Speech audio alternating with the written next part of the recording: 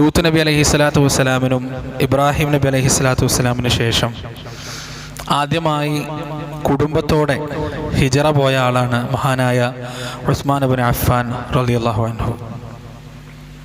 അദ്ദേഹം ആദ്യം ഹിജറ പോയത് അബിസീനയിലേക്കാണ്. മക്കയിലെ പ്രയാസങ്ങളുടെയും പ്രതിസന്ധികളുടെയും നടുവിൽ ആദ്യത്തെ ഹിജറക്ക് അള്ളാഹു മുസ്ലിം സമുദായത്തിന് അനുവാദം നൽകി.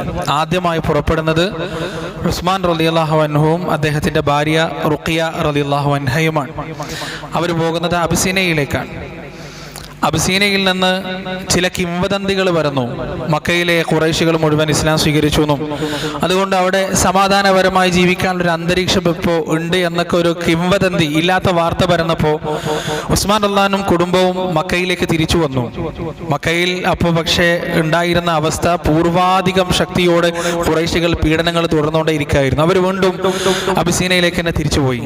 പിന്നീട് അവർ പോകുന്നത് മദീനയിലേക്കാണ്. നബി സല്ലല്ലാഹു അലൈഹി വസല്ലമയുടെ രണ്ട് പുത്രിമാരെ, റുഖിയ റളിയല്ലാഹു അൻഹയെയും ഉമ്മു കുൽസൂം റളിയല്ലാഹു അൻഹയും, രണ്ട് പുത്രിമാരെ വിവാഹം കഴിച്ച ആളാണ് ഉസ്മാൻ ഇബ്നു അഫ്ഫാൻ റളിയല്ലാഹു അൻഹു.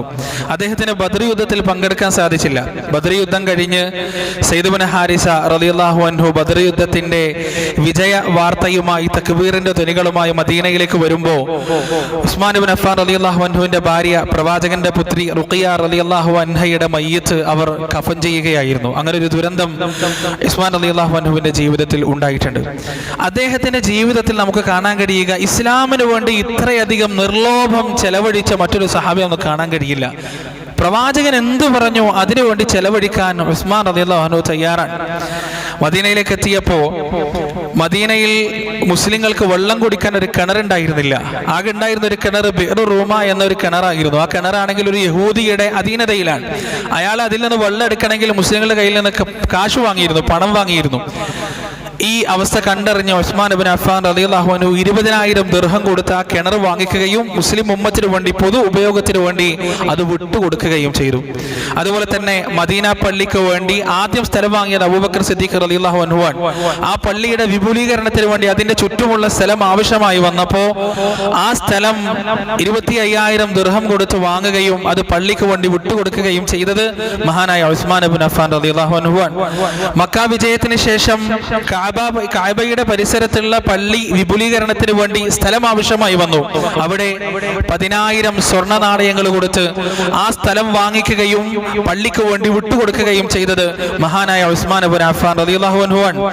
അദ്ദേഹത്തിന്റെ ചരക്ക്, മദീനയിൽ ക്ഷാമം കൊടുമ്പിരി കൊള്ളുന്ന സമയം, കഴിക്കാൻ ഭക്ഷണമില്ല, എല്ലാവരും വിശന്ന് വലഞ്ഞ് വല്ലാത്ത അവസ്ഥയിലായിരിക്കുമ്പോൾ അദ്ദേഹത്തിന്റെ ചരക്ക് വരാൻ ടണ്ണ് കണക്കിന് ഭാരമുള്ള ധാന്യങ്ങൾ മദീനയിൽ വന്നിറങ്ങി.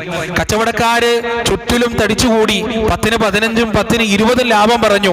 അപ്പോൾ ഉസ്മാൻ റളിയല്ലാഹു അൻഹു പറഞ്ഞു, ഇതിനേക്കാളെല്ലാം വലിയൊരു ലാഭം എന്നോട് ഒരാൾ പറഞ്ഞിട്ടുണ്ട്, അയാൾക്ക് മാത്രമേ ഞാൻ കച്ചവടം ചെയ്യുള്ളൂ. 10-ന് 100 തരാമെന്ന് അള്ളാഹു എനിക്ക് വാഗ്ദാനം ചെയ്തിട്ടുണ്ട്. അതുകൊണ്ട് ഞാൻ ഇത് മുഴുവൻ അള്ളാഹുവിന് വിൽക്കുകയാണെന്ന് പറഞ്ഞ് ആ ചരക്ക് മുഴുവൻ അദ്ദേഹം സൗജന്യമായിക്കൊണ്ട് പാവങ്ങൾക്ക് വിതരണം ചെയ്ത ചരിത്രം നമുക്ക് ചരിത്രത്തിന്റെ താളുകളിൽ കാണാൻ കഴിയും. റോമാ ചക്രവർത്തി ഒരിക്കൽ മുസ്ലിങ്ങൾ ആക്രമിക്കാൻ കോപ്പുകൂട്ടുന്നതായി പ്രവാചകന് വാർത്ത കിട്ടി. ആ സമയം റസൂലുള്ളാഹി സ്വല്ലല്ലാഹു അലൈഹി വസല്ലമ എല്ലാവരാലും കഴിയുന്ന സഹായം ചെയ്യണമെന്ന് പറഞ്ഞപ്പോൾ സ്ത്രീകളടക്കം കണ്ടാഭരണങ്ങളും കർണാഭരണങ്ങളും അഴിച്ച് റസൂലിന്റെ മുന്നിൽ കൊണ്ടുവച്ചു. ആ സമയത്ത് ഉസ്മാൻ ഇബ്നു അഫ്ഫാൻ റളിയല്ലാഹു അൻഹു 940 ഒട്ടകങ്ങളും 60 പടക്കുതിരകളും 10,000 സ്വർണ്ണ നാണയങ്ങളും പ്രവാചകന്റെ മുന്നിലേക്ക് കൊണ്ടുവന്നു. ആ സ്വർണ്ണ നാണയങ്ങൾക്കിടയിലേക്ക് പ്രവാചകൻ വിരലുകൾ പ്രവേശിപ്പിച്ച് സന്തോഷത്തോടെ പറഞ്ഞു, ഉസ്മാൻ, അള്ളാഹു താങ്കൾക്ക് എല്ലാ പാപങ്ങളും നിരുപാധികം പുറത്തു തരട്ടെ എന്ന് ഉസ്മാൻ ഇബ്നു അഫ്ഫാൻ റളിയല്ലാഹു അൻഹുവിന് വേണ്ടി റസൂലുള്ളാഹി സ്വല്ലല്ലാഹു അലൈഹി വസല്ലം ആത്മാർത്ഥമായി പ്രാർത്ഥിച്ചിട്ടുണ്ട്. എല്ലാ വെള്ളിയാഴ്ചയും അദ്ദേഹം ഒരു അടിമയെ വാങ്ങി മോചിപ്പിക്കുമായിരുന്നു. ഇങ്ങനെ ദാനധർമ്മത്തിന്റെ വിഷയത്തിൽ ഉസ്മാൻ ഇബ്നു അഫ്ഫാൻ റളിയല്ലാഹു അൻഹുവിനെ കിടപിടിക്കാൻ മറ്റൊരു സഹാബി ഉണ്ടായിരുന്നില്ല. എന്നാൽ അദ്ദേഹം ധരിച്ചിരുന്ന വസ്ത്രം 3-4 ദിർഹം മാത്രം വില വരുന്ന വളരെ ലളിതമായ വസ്ത്രമായിരുന്നു.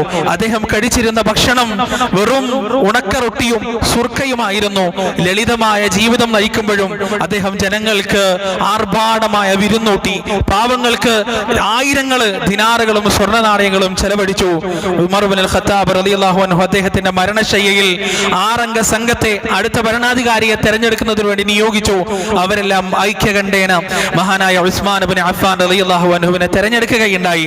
അദ്ദേഹത്തിന്റെ 2 സ്വഭാവങ്ങൾ, അദ്ദേഹത്തിന്റെ ഭരണകാലഘട്ടത്തിൽ ഉണ്ടായ 2 രീതികൾ. ഒന്നാമത്, അദ്ദേഹം നിർലോഭം ചെലവഴിക്കാൻ യാതൊരു മടിയില്ലാത്തൊരു മനുഷ്യനാണ് ഉസ്മാൻ ഇബ്നു അഫ്ഫാൻ റളിയല്ലാഹു അൻഹു. ഭരണത്തിൽ കയറി കഴിഞ്ഞപ്പോഴും അദ്ദേഹത്തിന്റെ സ്വന്തം സമ്പത്തിൽ നിന്ന് അദ്ദേഹം മടിയില്ലാതെ പശുക്കില്ലാതെ ചെലവഴിക്കാൻ തുടങ്ങി. ഈ ഒരു കാര്യം ഉമർ റളിയല്ലാഹു അൻഹുവിന്റെ ഉരുക്കുമുഷ്ടിക്ക് കീഴിൽ തലപൊക്കാതിരുന്ന പല ആളുകളും ഉമർ റളിയല്ലാഹു അൻഹുവിന്റെ കണിശമായ ഭരണത്തിൽ വായ മൂടിക്കെട്ടിയിരുന്ന പല ശത്രുക്കളും ആ സമയത്ത് തലപൊക്കി. കാരണം ഉസ്മാൻ റളിയല്ലാഹു അൻഹു വളരെ ദയാശീലനാണ്, ലോലഹൃദയനാണ്. ആ സമയത്ത് പല ആളുകളും തലപൊക്കാൻ തുടങ്ങി. അവർ ഖലീഫക്കെതിരെ ആരോപണം പറഞ്ഞു.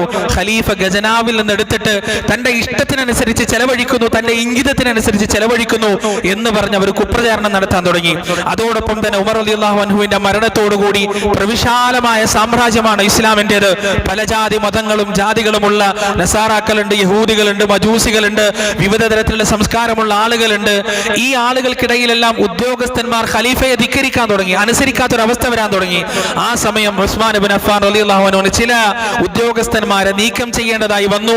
അവിടെ തന്നെ അനുസരിക്കുകയും കൂറ് കാണിക്കുകയും ചെയ്യുന്ന ചില ഉദ്യോഗസ്ഥരെ നിയോഗിക്കേണ്ടതായും വന്നു. ഈ 2 കാര്യങ്ങൾ ഏറ്റുപിടിച്ചുകൊണ്ട് ശത്രുക്കൾ ഉസ്മാൻ ഇബ്നു അഫ്ഫാൻ റളിയല്ലാഹു അൻഹുവിനെതിരെ പ്രചണ്ഡമായ പ്രചാരണങ്ങൾ അയച്ചുവിടാൻ തുടങ്ങി. വർഷങ്ങളുടെ പ്രചാരണം അവസാനം ഫലം കണ്ടു. ഉസ്മാൻ ഇബ്നു അഫ്ഫാൻ റളിയല്ലാഹു അൻഹുവിനെതിരെ ആയുധധാരികളായ ആയിരക്കണക്കിന് കലാപകാരികൾ മദീനയിലേക്ക് നീങ്ങി. അവർ മദീന പട്ടണത്തിന്റെ അതിർത്തി മുഴുവനും വളഞ്ഞു. മഹാനായ അലി ഇബ്നു അബീ താലിബ് റളിയല്ലാഹു അൻഹു അവരുടെ അടുത്തേക്ക് പോയി സംസാരിച്ചു. അവരോട് മണിക്കൂറുകൾ, ഒരുപാട് നേരം നീണ്ടുനിന്ന സംസാരത്തിനൊടുവിൽ അലി റളിയല്ലാഹു അൻഹു അവരെ തിരിച്ചു പറഞ്ഞയക്കുകയുണ്ടായി. പക്ഷെ അവർ പോയതുപോലെ തിരിച്ചു വന്നു. കാരണം അലി റളിയല്ലാഹു അൻഹുവിന്റെ പേരിലും അമ്മാർ റളിയല്ലാഹു അൻഹുവിന്റെ പേരിലും അക്കാലഘട്ടത്തിൽ ജീവിച്ചിരിപ്പുണ്ടായിരുന്ന പ്രമുഖരായ പല സ്വഹാബിമാരുടെ പേരിലും കള്ളക്കത്തുകൾ ഉണ്ടാക്കിയിട്ട് ശത്രുക്കൾ അയച്ചുകൊണ്ടേയിരുന്നു. ഉസ്മാൻ റളിയല്ലാഹു അൻഹുവിന്റെ കയ്യൊപ്പുള്ള ഒരു കള്ളക്കത്ത്, ആ കള്ളക്കത്ത് ഈ കലാപകാരുടെ കയ്യിൽ കിട്ടി. ആ കള്ളക്കത്ത് വേറെ ആരോ എഴുതിയതാണ്. അതിൽ എഴുതിയത് എന്താണ്? ഈജിപ്തിലെ ഗവർണറോട് ഈ കലാപകാരികൾ അവിടെ എത്തേണ്ട താമസം അവരെല്ലാവരെയും കൊന്നുകളഞ്ഞ് കുരിശിൽ തറക്കണം എന്ന ഉസ്മാൻ ഇബ്നു അഫ്ഫാൻ റളിയല്ലാഹുവിന്റെ പേരിലുള്ള ഒരു കള്ളക്കത്ത് അവരുടെ കയ്യിൽ കിട്ടുകയും അവർ പോയതുപോലെ തിരിച്ചു വരികയും മഹാനായ ഉസ്മാൻ ഇബ്നു അഫ്ഫാൻ റളിയല്ലാഹു അൻഹുവിന്റെ വീട് വളയുകയും ചെയ്തു.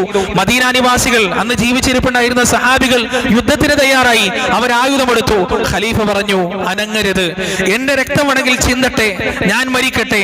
അത് കാരണം മുസ്ലിം ഉമ്മത്ത് പരസ്പരം തമ്മിലടിക്കുന്ന, മുസ്ലിം ഉമ്മത്ത് പരസ്പരം പോരാടുന്ന, വാളെടുക്കുന്ന ഒരവസ്ഥ ഉണ്ടാവരുത് എന്ന് മഹാനുഭവനായ ആ ഖലീഫയുടെ നിർദ്ദേശപ്രകാരം വാളെടുത്ത മദീന നിവാസികൾ മുഴുവനും തിരിച്ചു വെച്ചു. 40 ദിവസം പച്ചവെള്ളം പോലും കൊടുക്കാതെ വൃദ്ധനായ ഖലീഫയെ, ഉസ്മാൻ ഇബ്നു അഫ്ഫാൻ റളിയല്ലാഹു അൻഹുവിനെ അവർ പട്ടിണിക്കിട്ടു. അവസാനം അഭിശപ്തരായ ആ മനുഷ്യർ, ശപിക്കപ്പെട്ട ആ മനുഷ്യർ ഉസ്മാൻ ഇബ്നു അഫ്ഫാൻ റളിയല്ലാഹു അൻഹുവിന്റെ വീടിനകത്തേക്ക് കയറി. ആ സമയം അദ്ദേഹം ഖുർആൻ പാരായണം ചെയ്യുകയായിരുന്നു.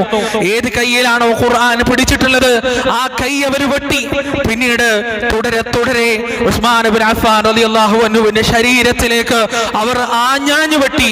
ഒരുപാട് മുറിവുകളോടെ 80 വയസ്സ് പ്രായം വരുന്ന ആ മഹാനുഭവൻ, ഇസ്ലാമിന് വേണ്ടി തന്റെ പുരുഷായുസ് മുഴുവൻ സമർപ്പിച്ച അള്ളാന്റെ റസൂലിന്റെ ഇഷ്ടദോയനായ, സ്വർഗത്തിൽ എന്റെ കൂട്ടുകാരൻ ഉസ്മാനാണെന്ന് പ്രവാചകൻ പറഞ്ഞ ആ മഹാനുഭവനായ മനുഷ്യൻ അക്രമകാരികളുടെ കുത്തേറ്റുകൊണ്ട് രക്തം വാർന്ന് അവിടെ പിടഞ്ഞു മരിച്ച് ഷഹാദത്ത് ഏറ്റുവാങ്ങുകയുണ്ടായി മഹാനായ ഉസ്മാൻ ഇബ്നു അഫ്ഫാൻ റളിയല്ലാഹു അൻഹു.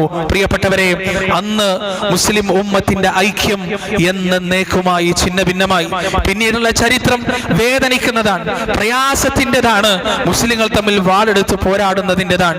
അല്ലാഹു സുബ്ഹാനഹു വ തആല ആ മഹാനുഭവൻ ഉസ്മാൻ ഇബ്നു അഫ്ഫാൻ റളിയല്ലാഹു അൻഹു സഞ്ചരിച്ച പാതയിലൂടെ സഞ്ചരിക്കാനും അദ്ദേഹത്തിൽ നിന്ന് മാതൃകകൾ ഉൾക്കൊള്ളുവാനും അദ്ദേഹത്തെ പോലെ ഉള്ള സമ്പത്ത് മടിയില്ലാതെ അള്ളാഹുവിന്റെ മാർഗത്തിൽ ചെലവഴിക്കുന്നവരിൽ ഉൾപ്പെടുവാനും നമുക്ക് ഏവർക്കും തൗഫീഖ് നൽകുമാറാകട്ടെ. വആഖിറു ദഅവാനാ അനിൽ ഹംദുലില്ലാഹി റബ്ബിൽ ആലമീൻ. സുബ്ഹാനല്ലാഹി വബിഹംദിഹി സുബ്ഹാനകല്ലാഹു വബിഹംദിക അഷ്ഹദു അൻ ലാ ഇലാഹ ഇല്ലാ അൻത അസ്തഗ്ഫിറുക വഅതൂബു ഇലൈക.